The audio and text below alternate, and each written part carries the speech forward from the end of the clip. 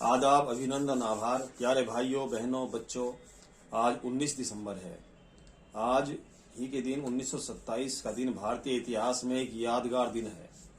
इस दिन Kakori train action में शामिल राम प्रसाद बिस्मिल, अशफाक उल्लाह खां, ठाकुर रोशन सिंह और राजेंद्र लाहिड़ी को अंग्रेजी हुकूमत द्वारा फांसी की सजा दी गई थी।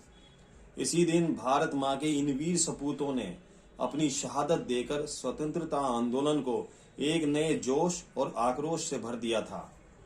हम उनको अपनी खिराज अकीदत यानी श्रद्धांजलि अर्पित करते हैं। तो आइए जानते हैं काकोरी ट्रेन एक्शन और उन वीर सपूतों के बारे में जिन्होंने अपनी जान की बाजी लगाकर उसे अंजाम तक पहुंचाकर भारत की आजादी की लड़ाई को ताकत दी। तो आइए जानते हैं उस घटना के बारे में जिसकी वजह से इन महान क्रांतिकारियों को सजाए मौत दी गई। इतिहास में इसको काकोरी कांड के नाम से लिखा गया है।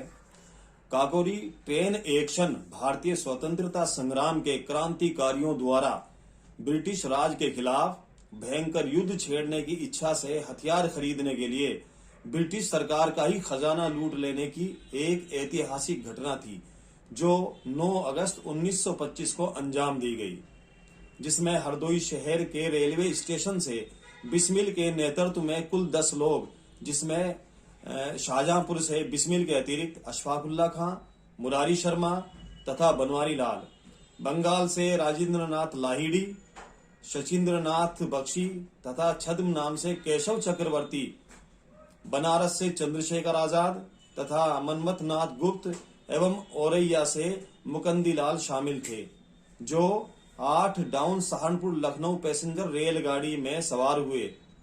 इस एक्शन में अशफाक उल्लाह खां ने बहुत खास भूमिका निभाई थी। उन्होंने ही ड्राइवर की कनपट्टी पर बंदूक रखकर ट्रेन को रोका था। इस ट्रेन डकैती में कुल 4,601 रुपये लूटे गए थे, जिसके बाद बिस्मिल के साथी बनारसी लाल से मिलकर पुलिस ने इस डकैती का सारा भेद हासिल कर लिया। इसमें किस किस को क्या सजा सुनाई गई, इसके बारे में हम आपको आगे बताएंगे। आइए जानते हैं अशफाक उल्लाह खां के बारे में। अशफाक उल्लाह खां का जन्म 22 अक्टूबर 1900 को उत्तर प्रदेश के जिले शाहजहांपुर के जलाल नगर में हुआ था। इनका पूरा नाम अशफाक उल्लाह खां वारसी था और ये हसरत नाम से शायरी किया करते थे। ये परिवार में सबसे छोटे थे और परिवार में सब उन्हें अच्छू कहते थे।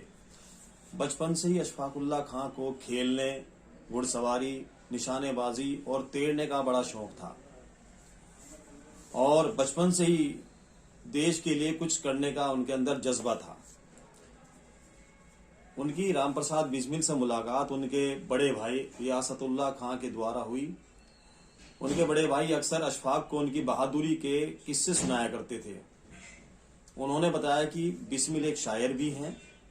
बिस्मिल से अशफाक का परिचय 1922 में असहयोग आंदोलन के दौरान शाहजहांपुर में हुई एक बैठक में हुआ। उसके बाद वे दोनों अच्छे दोस्त बन गए।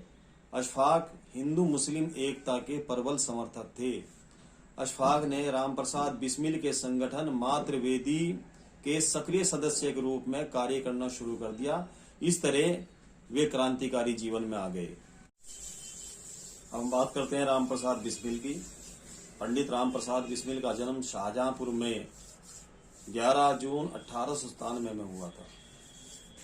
वे एक कवि, शायर, अनुवादक, बहुभाषी, इतिहासकार और साहित्यकार थे। बिस्मिल उनका उर्दू तखल्लुस था, यानी कि उनका उपनाम था। बिस्मिल के अलावा वे राम और अज्ञात के नाम से भी लेख और कविताएं लिखा करते थे। 1916 में 19 साल की उम्र में वे क्रांतिकारी जीवन में आ गए। 11 साल के क्रांतिकारी जीवन में उन्होंने कई किताबें लिखी और स्वयं ही उन्हें प्रकाशित किया।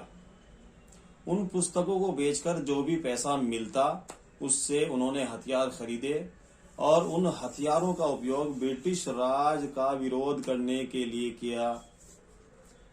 ज्यादातर उनकी पुस्तकें सरकार द्वारा जब्त कर ली गईं। अब हम बात करते हैं ठाकुर रोशन सिंह की। ठाकुर रोशन सिंह का जन्म भी शाहजहांपुर जनपद में ही नवादा गांव में 22 जनवरी 1892 को हुआ था। राम प्रसाद बिस्मिल से मुलाकात के बाद ठाकुर रोशन सिंह को क्रांतिकारी पार्टी में शामिल किया गया था। ये पक्के निशानेबाज थे। ठाकुर रोशन सिंह बमरोली डकैती में शामिल थे, इसलिए इन्हें सजाए मौत की सजा दी गई। ठाकुर रोशन सिंह ने कहा था, जिंदगी जिंदा दिली को जाने रोशन, जिंदगी जिंदा दिली को जाने रोशन, वरना कितने ही यहाँ रोज फना होते हैं।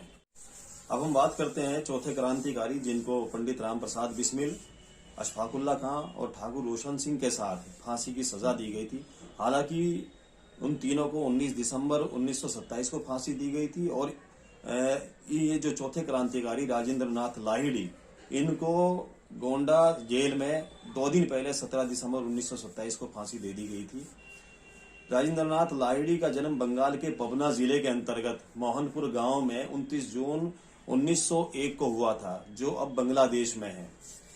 दिल में राष्ट्र प्रेम की चिंगारी लेकर मात्र 9 वर्ष की उम्र में ही ये बंगाल से अपने मामा के घर वाराणसी आ गए, जहां उनकी शिक्षा दीक्षा हुई। काकोरी घटना के समय लाहिड़ी काशी हिंदू विश्वविद्यालय में इतिहास विषय में एमए के छात्र थे। लाहिड़ी काशी में पढ़ने गए, किंतु संयोगवश वहां पहले से ही निवास कर रहे सुप्रसिद्ध क्रांतिकारी सचिंद्र नाथ सान्याल के संपर्क में आ गए। राजेंद्र की फौलादी दृढ़ता, देश प्रेम और आजादी के प्रति उनकी दीवानगी को पहचान कर सचिंद्र दा ने उन्हें अपने साथ मिला लिया और उन्हें हिंदुस्तान रिपब्लिकन एसोसिएशन की गुप्त बैठकों में बुलाया जाने लगा। काकोरी घटना के समय राजेंद्र लाहिड़ी ने ही 9 अगस्त 1925 को काकोरी स्टेशन से छूटी 8 down Saharanpur Lucknow passenger train को चेन खींचकर रोका था।